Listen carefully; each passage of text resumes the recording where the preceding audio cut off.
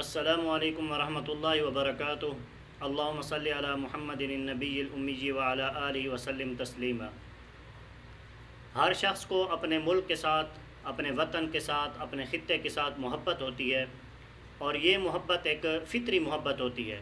کیونکہ جس ملک کے اندر ہم پیدا ہوئے ہیں، جس ملک کے اندر ہم کاروبار کرتے ہیں، جس ملک کے اندر ہم جاب کرتے ہیں، جس ملک کے اندر ہم رہتے ہیں، جس ملک کا ہم اپنے ساتھ، اپنے نام کے ساتھ اس کا نام استعمال کرتے ہیں، تو اس ملک کے ساتھ ہمیں ایک محبت ہوتی ہے، اور وہ فطری محبت کہلاتی ہے۔ یہ فطری محبت ایسے ہوتی ہے جیسے ہمیں اپنے بہن بھائیوں کے ساتھ محبت ہوتی ہے، جیسے ہمیں اپنے بیوی بچوں کے ساتھ محبت ہوتی ہے، اپنے والدین کے ساتھ ہمیں محبت ہوتی ہے، تو ملک کے ساتھ بھی ایسے ہی ہمیں محبت ہوتی ہے، اور یہ محبت ہونی بھی چاہیے، کیونکہ ہماری شریعت، ہمارا اسلام بھی ہمیں اسی چیز کا درس دیتا ہے۔ اس کے اوپر میں 2 احادیث مبارکہ آپ حضرات کے سامنے پیش کروں گا۔ رسول کریم صلی اللہ علیہ وسلم جب مکہ سے مدینہ کی طرف ہجرت کر رہے تھے، تو رسول کریم صلی اللہ علیہ وسلم نے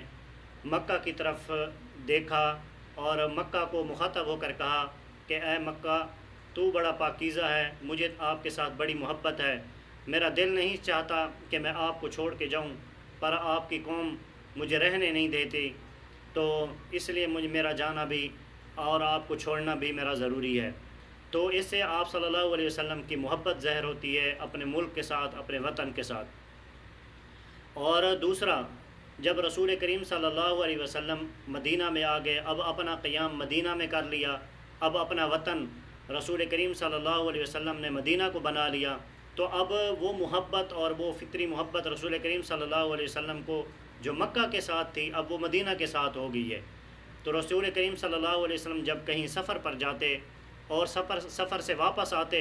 تو جب مدینہ کے قریب پہنچتے، مدینہ کی کچھ در و دیوار تھوڑی بہت نظر آنا شروع ہو جاتی، تو رسول کریم صلی اللہ علیہ وسلم جس سواری پر ہوتے اس سواری کو تیز کر دیتے تھے، اور اپنی یہاں تک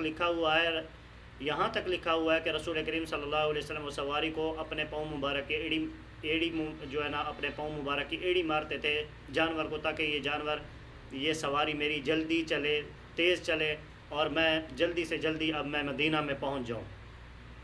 تو یہ ان 2 احادیث مبارکہ سے ہمیں یہ پتہ چلتا ہے کہ اپنے ملک کے ساتھ ایک محبت، ایک پیار ہونا چاہیے۔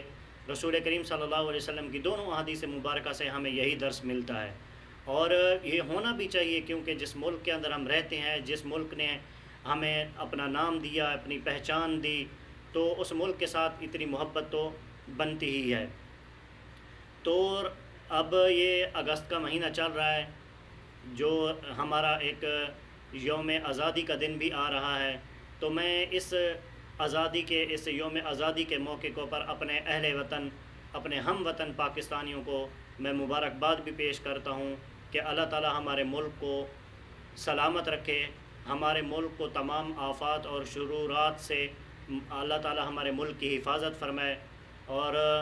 اس ملک کو دن دگنی رات چگنی ترقی نصیب فرمائے۔ ہماری یہی دعا ہے کہ اللہ تعالی ہمارے ملک کو خوشحال رکھے، تمام شر اور فتنوں سے اللہ تعالی ہمارے ملک کو محفوظ رکھے۔ وسلام ورحمۃ